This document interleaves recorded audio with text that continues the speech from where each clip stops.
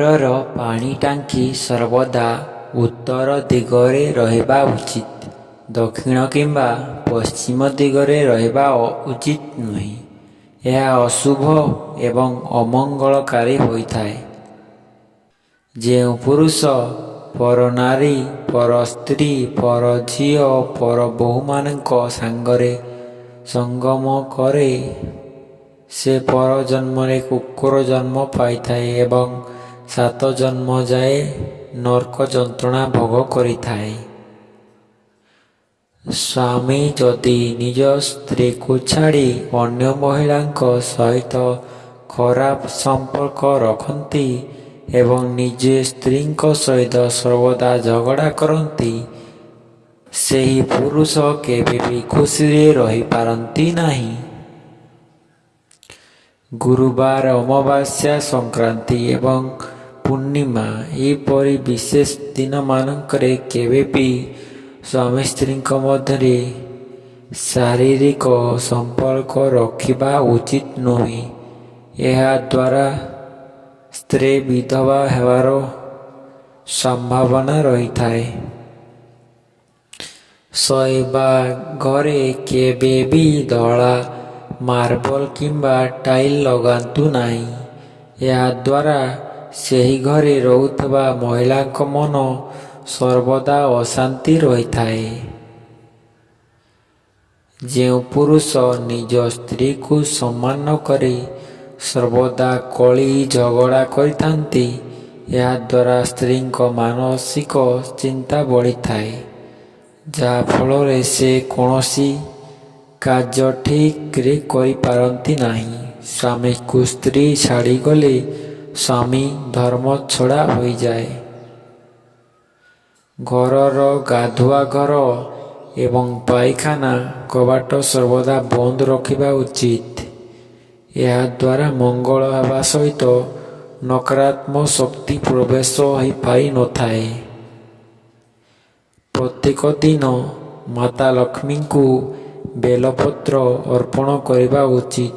ଏହା କରିବା ଦ୍ୱାରା ଆପଣଙ୍କର କଲ୍ୟାଣ ହୋଇଥାଏ ଏବଂ ସୌଭାଗ୍ୟ ପ୍ରାପ୍ତ ହୋଇଥାଏ। ସୋମବାର ଦିନ କୌଣସି ପାତ୍ରରେ ଲୁଣ ରଖି ଦାନ କରିବା ଦ୍ୱାରା ଆପଣଙ୍କର ମଙ୍ଗଳ ହୋଇଥାଏ।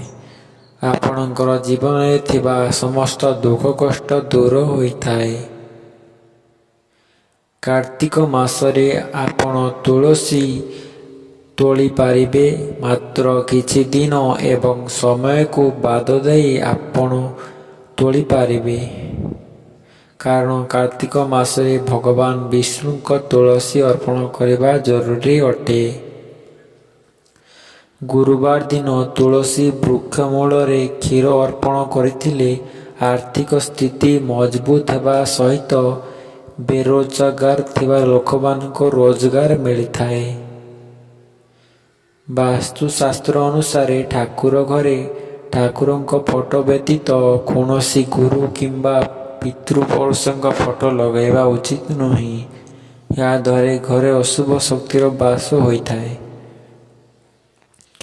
ଠାକୁର ଘରେ ଦକ୍ଷିଣମୁଖୀ ଶଙ୍ଖ ରଖିବା ଅତ୍ୟନ୍ତ ଶୁଭ ହୋଇଥାଏ ଏବଂ କଲ୍ୟାଣକାରୀ ହୋଇଥାଏ। ଏହା ରଖିବା ଦ୍ୱାରା ଘରର ସମସ୍ତ ବାସ୍ତୁ ଦୋଷ ଦୂର ହୋଇଥାଏ।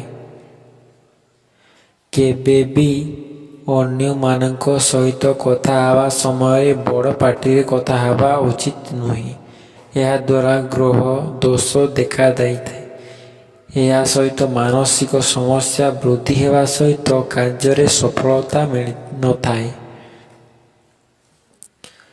ସ୍ୱାମୀ ଏବଂ ସ୍ତ୍ରୀ ଶୋଇବା ଘରେ ପ୍ରଜାପତିମାନଙ୍କର ଫଟୋ ଲଗାଇବା ଦ୍ୱାରା ଶୁଭ ହୋଇଥାଏ ଏବଂ ସ୍ୱାମୀ ସ୍ତ୍ରୀଙ୍କ ମଧ୍ୟରେ ସମ୍ପର୍କ ଘନିଷ୍ଠତା ଆସିବା ସହିତ ମଧୁର ସମ୍ପର୍କ ସ୍ଥାପନ ହୋଇଥାଏ।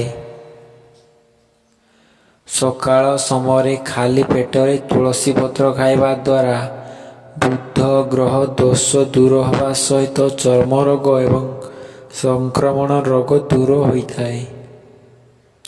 ମହିଳାମାନେ ମଙ୍ଗଳସୂତ୍ର, ହାତରେ ଚୁଡ଼ି, କୁଣ୍ଡଳ ଏବଂ ପାଉଁଜି କେବେ ବି ଶରୀରରୁ ଓହ୍ଲାଇବା ଉଚିତ ନୁହେଁ। ଏହା ଅଶୁଭ ହେବା ସହିତ ଅମଙ୍ଗଳକାରୀ ମଧ୍ୟ ହୋଇଥାଏ।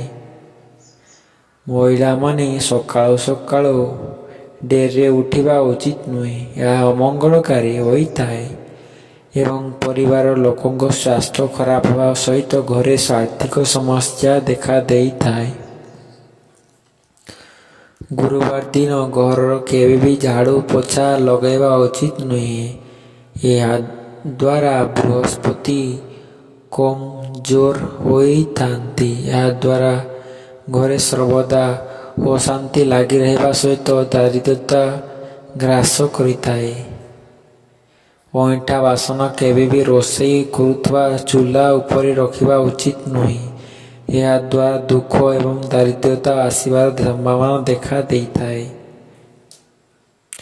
ନିଜର ସୁନା ଅଳଙ୍କାର କେବେ ବି କାହାକୁ ଦେବା ଉଚିତ ନୁହେଁ କିମ୍ବା ଅନ୍ୟ ଲୋକଙ୍କ ସୁନା ଅଳଙ୍କାର କେବେ ବି ପିନ୍ଧିବା ଉଚିତ ନୁହେଁ। ଏହା ଅମଙ୍ଗଳକାରୀ ହେବା ସହିତ ସ୍ୱାସ୍ଥ୍ୟଗତ ସମସ୍ୟା ଦେଖା ଦେଇଥାଏ। ରାତ୍ରି ସମୟରେ ମହିଳାମାନେ କେବେ ବି କେଶ ଖୋଲା କରି ଶୋଇବା ଉଚିତ ନୁହେଁ। ଏହା ଅଶୁଭ ହୋଇଥାଏ। ନକାରାତ୍ମକତା ବୃଦ୍ଧି ପାଇବା ସହିତ ମନ ଅଧିକ ଭାବୁକ ହୋଇଥାଏ। ସ୍ୱାମୀ ଏବଂ ସ୍ତ୍ରୀଙ୍କ ମଧ୍ୟରେ ସର୍ବଦା କଳହ ଲାଗି ରହିଲେ ଏହା ଅଶୁଭ ହୋଇଥାଏ। ଏହା ସହିତ ଘରେ ସର୍ବଦା ଅର୍ଥ ଅଭାବ ଦେଖାଦେବା ସହିତ ଦାରିଦ୍ର୍ୟତା ବୃଦ୍ଧି ପାଇଥାଏ। ବୋଇତାଳୁ ମଞ୍ଜି ଖାଇବା ଦ୍ୱାରା ଶାରୀରିକ ସମ୍ପର୍କ ଶକ୍ତି 100% ବଢ଼ିଥାଏ। ସମ୍ପର୍କକୁ ସମୟ ହେବା ଶିଖ, କାରଣ ଦିନେ ଏମିତି ସମୟ ଆସିବ ତୁମ ପାଖରେ ସବୁକିଛି ଥିବ ହେଲେ ନିଜ ଜୀବନଠୁ ଅଧିକ ଭଲ ପାଉଥିବା ମଣିଷଟିଏ ତୁମ ପାଖରେ ନଥିବ।